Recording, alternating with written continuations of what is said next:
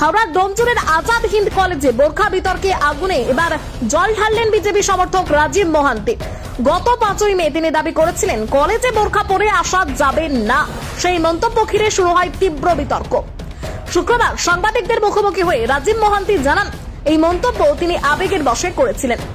নিজেকে স্থানীয় বাসিন্দা ও বিজেপি সমর্থক পরিচয় দিয়ে তিনি আরো বলেন, আমার কথাই যদি কারো মনে আঘাত লেগে থাকে তাহলে আমি ক্ষমা প্রার্থী। না, প্রথমত বলি, এটা ঘটনাটা কালকে ঘটেনি, ঘটনাটা গত 5 তারিখের ঘটনা। আর আমি কোনো এবিভিপির সদস্য না, আমি এলাকার মানুষ।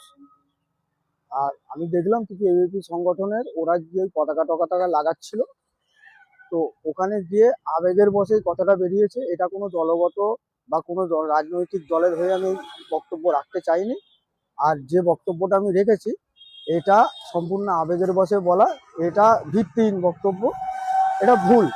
তো এটার জন্য যদি কারো ভাবাবেগে আঘাত লেগে থাকে এটার জন্য ক্ষমা প্রার্থী।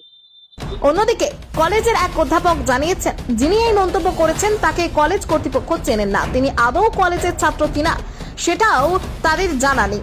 ভবিষ্যতে এই ধরনের কোনো সমস্যা হলে বিষয়টি কলেজের প্রিন্সিপালের নজরে আনা হবে বলেও জানান তিনি।